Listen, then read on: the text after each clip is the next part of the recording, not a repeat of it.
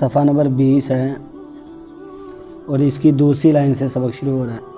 اعوذ باللہ من الشیطان الرجیم، بسم اللہ الرحمن الرحیم، خذوہ فغلوہ ثم الجحیم صلوہ ثم فی سلسلۃ ذرعها 70 ذراعا فاسلکوہ إنه كان لا يؤمن بالله العظيم ولا يحض على طعام المسكين فليس له اليوم هاهنا حميم ولا طعام إلا من غسلين لا يأكله إلا الخاطئون فلا اقسم بما تبصرون وما لا تبصرون انه لقول رسول کریم وما هو بقول شاعر قليلا ما تؤمنون ولا بقول كاهن قليلا ما تذكرون صدق اللہ العظیم۔ کل جو سبق ہم نے پڑھا تھا اس سبق میں اللہ تبارک و تعالی نے دو قسم کے لوگوں کا تذکرہ فرمایا۔ ایک وہ لوگ جو اصحاب الیمین ہوں گے اور دوسرے وہ جو اصحاب الشمال۔ اصحاب الیمین یعنی ایسے لوگ جن کا اعمال نامہ ان کو دائیں ہاتھ میں تھمایا جائے گا، یہ لوگ بڑے ہی خوش ہوں گے۔ فَهُوَ فِي عِيشَةٍ رَاضِيَةٍ، بڑی خوشی والی زندگی میں ہوں گے، اور جب ان کو ان کا نام اعمال پکڑایا جائے گا وہ دیکھ کر اتنا خوش ہوں گے، اتنا خوش ہوں گے کہ دوسروں کے پاس جائیں گے اور کیا کہیں گے؟ ہاں اقرؤ کتابیہ، یہ میرا اعمال نامہ ہے، میرے اعمال نامے کو پڑھیے۔ یعنی خوشی خوشی دوسروں کے پاس جائیں گے اور ان سے کہیں گے کہ ان کو پڑھ کے میری کتاب کو پڑھ کے دیکھو، میرے اعمال نامے کو پڑھ کے دیکھو۔ اور دوسرے لوگ جو اصحاب الشمال ہوں گے جن کا نام اعمال ان کو بائیں ہاتھ میں پکڑایا جائے گا، وہ لوگ بڑے پریشان ہوں گے، افسوس کر رہے ہوں گے اور کیا کہیں گے؟ یا لیتنی لم اوت کتابیہ، اے کاش ہمیں ہمارا نام اعمال نہ دیا جاتا۔ یا لیتہا کانت القاضیہ، اے کاش موت ہمارے درمیان فیصلہ کر دیتی، اس سے بہتر تو یہ تھا کہ موت ہمیں آ جاتی۔ تو وہ کیا کر رہے ہوں گے؟ افسوس کر رہے ہوں گے اور یہ کہہ رہے ہوں گے کہ ہمارا تو مال ہمارے کچھ کام نہیں آیا، ہماری چودراہٹ جو ہے ہمارے کسی کام نہیں آئی ہے۔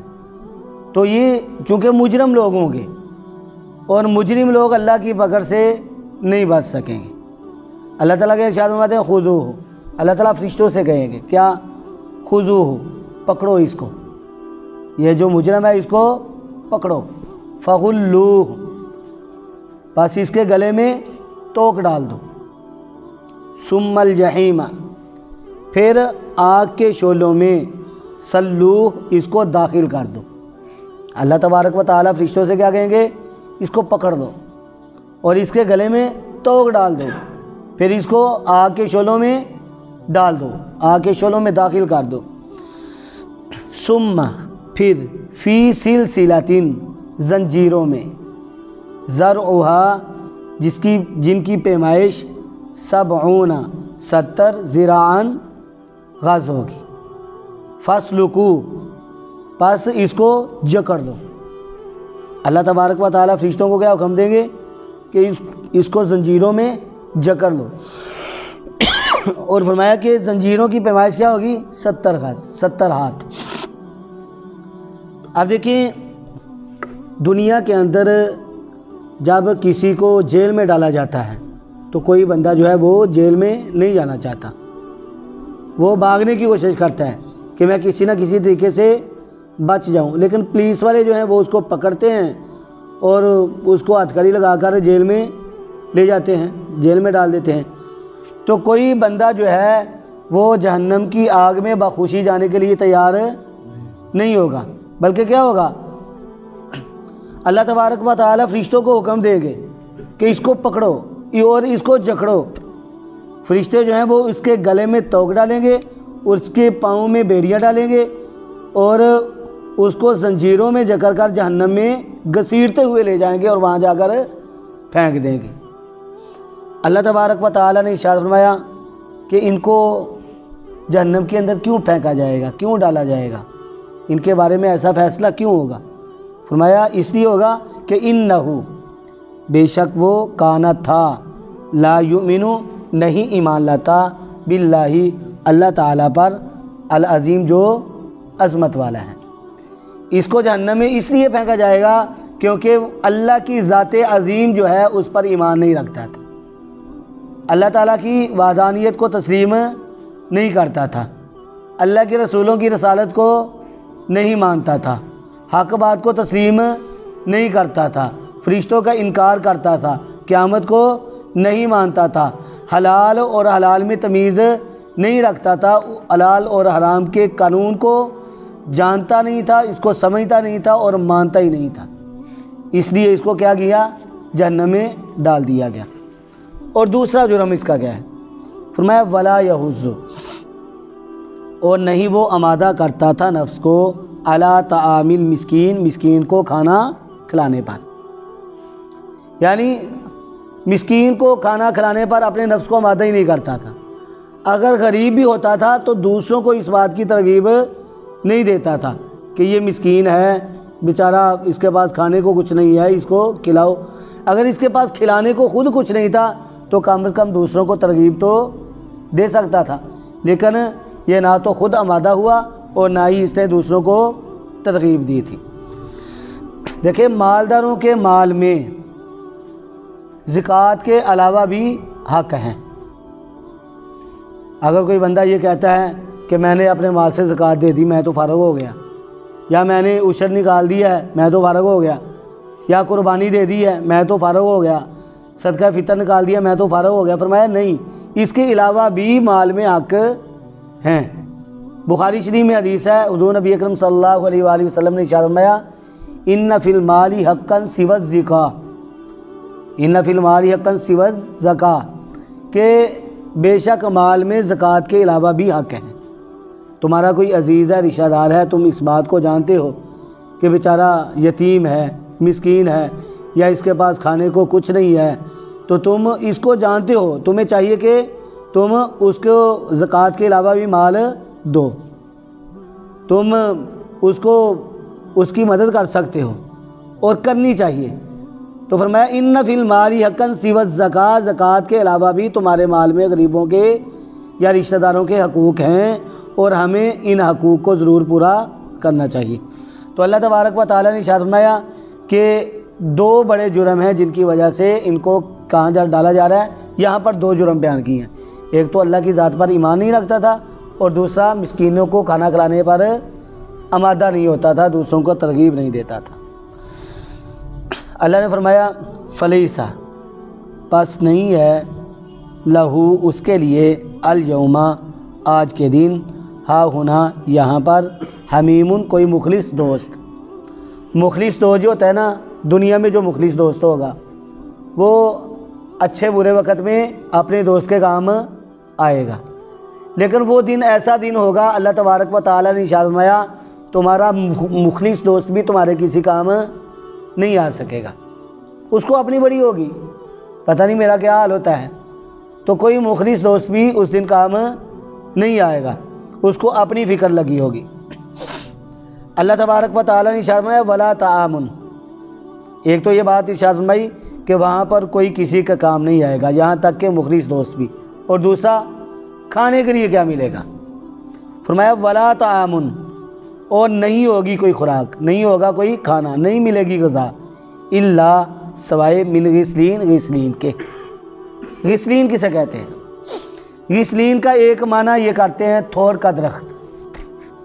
تھور کا درخت جو ہے وہ بڑا ہی زہریلا اور بڑا ہی کروا ہوتا ہے، کوئی جانور اس کے قریب تک نہیں جاتا، جانور اس کے قریب جانا بھی پسند نہیں کرتا، یہاں تک کہ مفسرین کہتے ہیں، حدیث میں آتا ہے کہ اگر اس کا ایک قطرہ سمندر کے اندر ڈال دیا جائے تو پورے کا پورا سمندر کڑوا ہو جائے۔ اور حدیث میں آتا ہے کہ علیہ الصلوۃ والسلام نے ارشاد فرمایا کہ اگر اس کے قطرے کی بدبو مشرق مغرب شمال یا جنوب میں آ جائے تو کوئی جاندار زندہ نہ رہ پائے۔ یہ غسلین ہے۔ اور غسلین کا دوسرا معنی کیا کرتے ہیں؟ غسلین کا دوسرا معنی کرتے ہیں کہ وہ پیپ جو زخموں سے نکلتی ہے۔ ڈاکٹر حضرات جس پانی کے ساتھ آدمی کے انسان کے زخم کو صاف کرتے ہیں وہ پیپ ملا ہوا پانی جو ہے کیا ہوگا؟ اس کی خوراک ہوگی، اس کو کھانے کو ملے گا، پینے کو ملے گا۔ تو اللہ تبارک و تعالیٰ نے ارشاد فرمایا نہیں کوئی خوراک ہوگی، نہیں کوئی کھانا ہوگا الا من غسلین، سوائے غسلین کے۔ اور پھر یہاں یہ غسلین یہ تو دنیا کی ہے، اور جہنم کی غسلین جو ہے وہ کیسی ہوگی؟ اللہ تبارک و تعالیٰ ہمیں معاف فرمائے۔ فرمایا لا یاکلہ، نہیں کھائیں گے اس کو الا الخاطئون، مگر خطا کار۔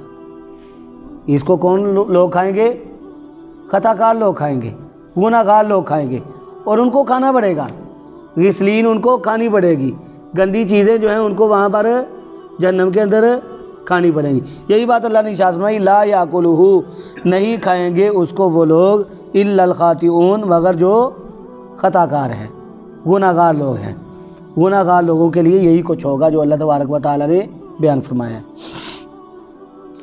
اس سے آگے اللہ تبارک و تعالیٰ نے اپنے کلام یعنی قرآن مجید کی حقانیت کو بیان فرمایا ہے، اور اللہ تبارک و تعالیٰ نے قسم اٹھائی ہے فلا اقسم۔ اب دیکھیں عربی زبان کا یہ اصول اور قانون ہے کہ جہاں پر کوئی قسمیہ لفظ آتا ہے یا قسمیہ حرف آتا ہے تو اس سے پہلے ما آ جائے یا لا آ جائے تو اس کا وہ زائدہ ہوتی ہے، اس کا کوئی معنی نہیں ہوتا۔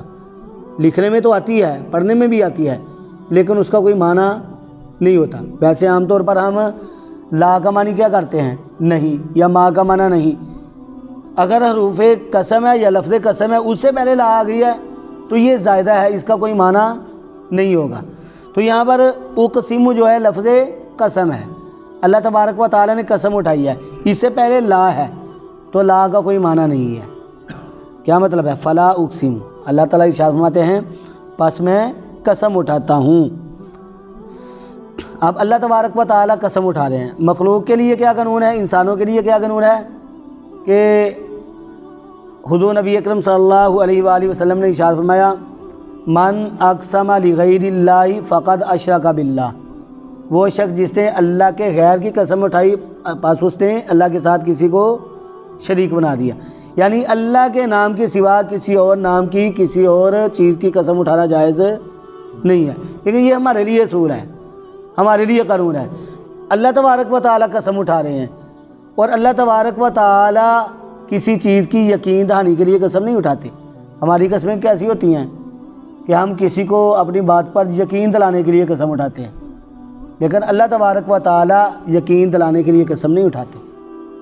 اللہ تبارک و تعالیٰ جن چیزوں کی قسمیں اٹھاتے ہیں بطور گواہ کے اللہ تبارک و تعالیٰ ان کو پیش کرتے ہیں کہ یہ چیزیں بھی میری بات کو مانتے ہیں اور میری بات کی گواہی دیتی ہیں۔ یہاں پر بطور گواہ کے اللہ تبارک و تعالیٰ نے ان کی قسم اٹھائی۔ فرمایا فلا اقسم، پس میں قسم اٹھاتا ہوں بما، ان چیزوں کی تبصرون جن کو تم دیکھتے ہو۔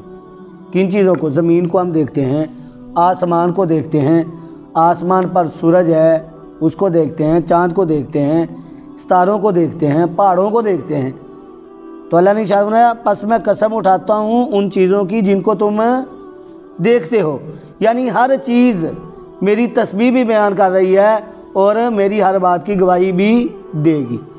وما لا تبصرون، وما اور ان چیزوں کی لا تبصرون جن کو تم نہیں دیکھتے۔ کن چیزوں کو ہم نہیں دیکھتے؟ فرشتوں کو ہم نہیں دیکھ سکتے، جنات جو ہیں وہ ہمیں نظر نہیں آتے، حالانکہ فرشتوں کی تعداد بھی ہم سے زیادہ ہے اور جنات کی تعداد بھی ہم انسانوں سے زیادہ ہے، لیکن ہمیں نظر نہیں آتے۔ یا زمین کے اندر جو مخلوقات ہیں، زمین کے جس حصے پر ہم بیٹھے ہیں، ہم اس کی تہہ میں اللہ تبارک و تعالیٰ نے مخلوقات رکھی ہیں لیکن ہم ان کو نہیں دیکھ سکتے۔ ایسے ہی کوئی چیز دور ہے یا دیوار کے پیچھے ہے، ہم اس کو نہیں دیکھ پا رہے ہیں، اللہ تبارک و تعالیٰ نے ارشاد فرمایا میں ان چیزوں کی بھی قسم اٹھاتا ہوں جن کو تم دیکھتے ہو اور جو تمہیں دکھائی نہیں دیتی ہیں ان کی بھی قسم اٹھاتا ہوں۔ فرمایا انہو لقول، بے شک یہ لقول البتہ کہا ہوا ہے، رسول کا کریم جو عزت والا ہے۔ کیا؟ بے شک یہ قرآن پاک جو ہے البتہ کہا ہوا ہے ایسے رسول کا کریم جو عزت والا ہے۔ اللہ تبارک و تعالیٰ قرآن پاک کے بارے میں یہ ارشاد فرماتے ہیں کہ یہ البتہ رسول کریم کا قول ہے، عزت والے رسول کا کہا ہوا ہے۔ فرمایا وما ہوا، نہیں ہے یہ بقول شاعر، کہا ہوا شاعر کا۔ وہ کہتے ہیں نا یہ تو بہت بڑا شاعر ہے، مشرکین مکہ کہتے تھے نا کہ یہ تو شاعر کا کلام لگتا ہے۔